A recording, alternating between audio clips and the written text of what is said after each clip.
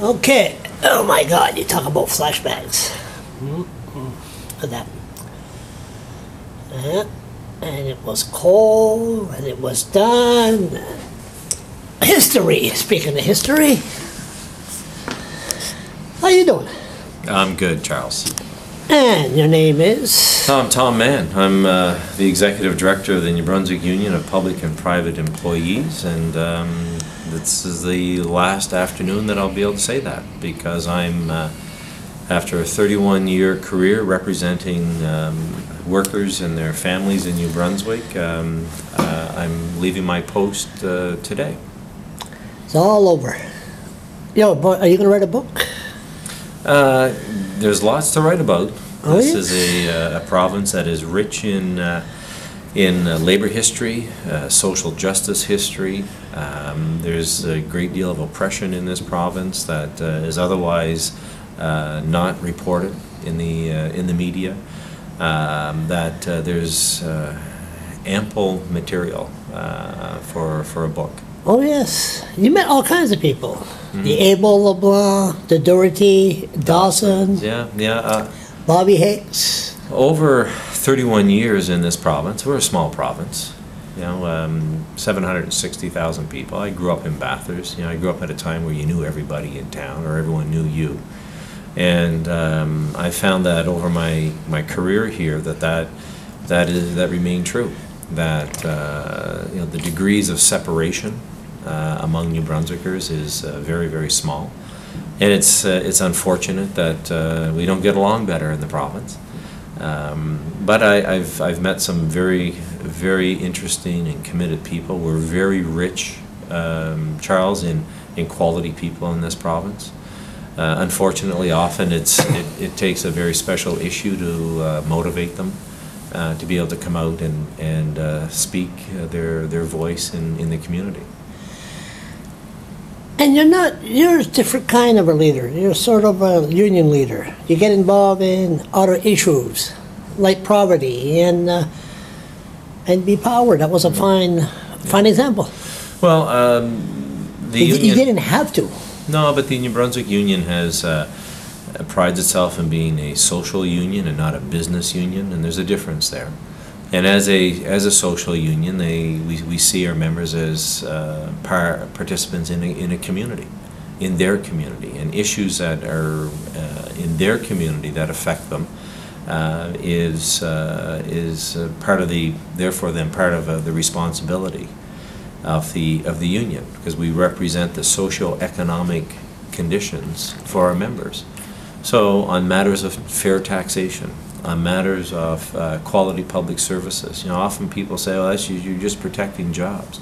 Well, the fact what we're doing is protecting the quality of life for New Brunswickers wherever they live, and unfortunately, that is not always seen as a role for a union. But when you consider who unions are, they're just the people who are at work and have organized in a democratic way. You lay back. Time flies, but I think you'll see the day that you'll be out of here. You'll be leaving. Best experience that comes to mind?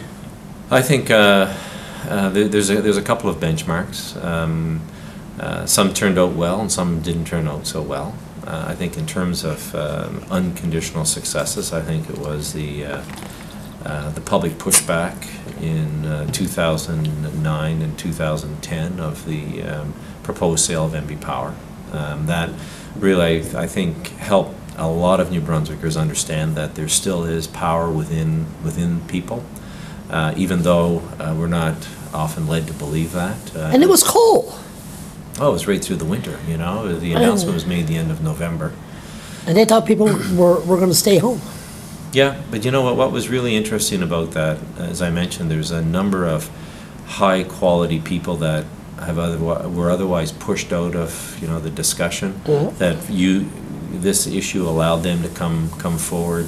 We're very rich in talent. The campaign really united New Brunswickers who otherwise wouldn't be together. And I went to meetings and organized meetings where people say, "I can't go in there because he's there." And I said, "Well, who's he?" "Well, he's so-and-so and he's a this and a that." And I said, "Well, he lives in your community. He's your neighbor." Yeah. And at the demonstrations like the one behind us on March 20th in 2010. That was a good picture at the end there, right when they met right before. The two streams I led by like bands. that. Yeah, I like that. Yeah, and there were people there that were in their 80s that came up to me and said, "Oh my God, I should have been doing this all my life." And those are the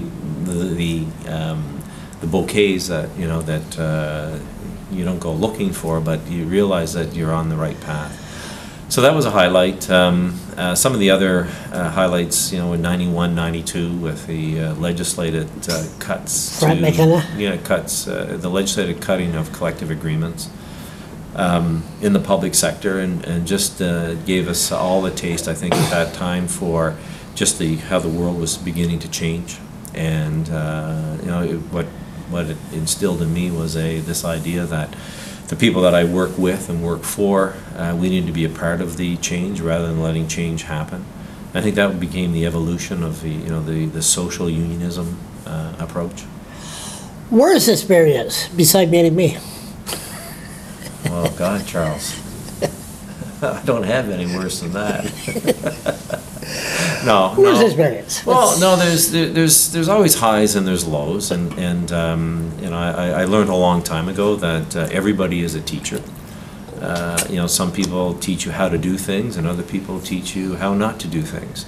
And the province is rich of teachers. Oh yes.